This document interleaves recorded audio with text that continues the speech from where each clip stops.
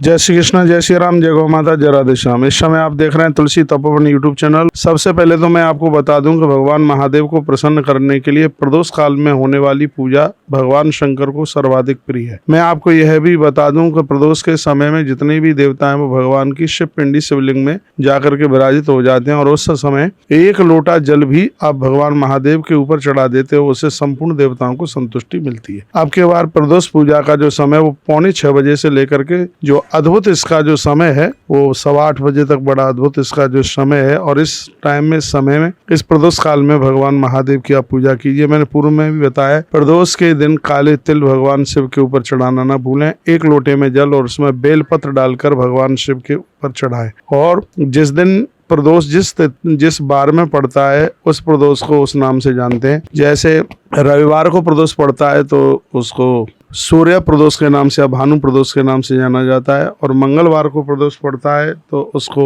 भौम प्रदोष के नाम से जाना जाता है। बुधवार को प्रदोष पड़ता है तो उसको सौम्यावारी प्रदोष के नाम से जाना जाता है। गुरुवार को प्रदोष पड़ता है तो उसको गुरु प्रदोष के नाम से जाना जाता है। शुक्रवार को प्रदोष पड़ता है उसको भृगु प्रदोष के नाम से जाना जाता है। और शनिवार को प्रदोष पड़ता है उसको शनि प्रदोष के नाम से जाना जाता है। अब के बार सोमवार को प्रदोष पड़ रहा है इसलिए इसको चंद्र प्रदोष या इसको सोम प्रदोष के नाम से जानते हैं। सोमवार को प्रदोष पड़ने वाला ये इष्ट दर्शन करा देता है, अपने इष्ट के चरणों में बहुत प्रीति जुड़ जाती है।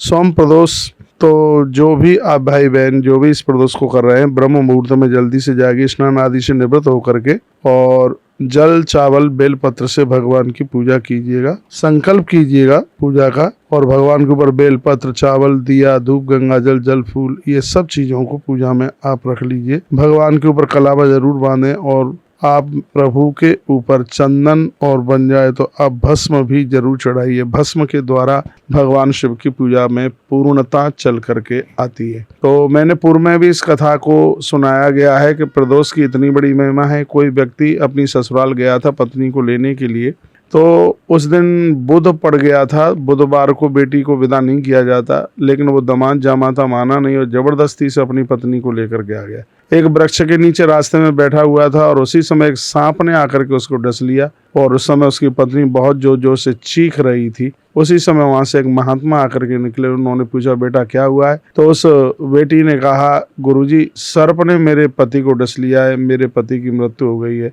मेरी मांग का सिंदूर उड़ गया। उस समय उस महात्मा ने कहा, बेटी भगवान महादेव इसको जीवन दान दे देंगे, तो प्रदोष का व्रत कर।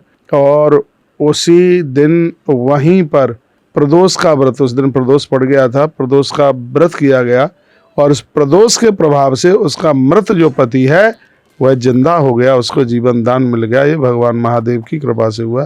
तो भगवान शंकर का प्रदोष करने से भगवान भोलेनाथ अति प्रसन्न होते हैं, आयु लंबी होती है, धन संपदा की किसी भी प्रकार की कोई कमी नहीं रहती। यह प्रदोष का बड़ा प्रभाव है। प्रदोष वाले दिन भगवान का भोग सिंघाड़े की लपसी से आप लगाइएगा। गन्ने के रस से भी संपत्ति प्राप्ति के लिए आप अभिषेक कर सकते हैं। काले तिल चढ़ाना बिल्कुल भी मत भूलिएगा।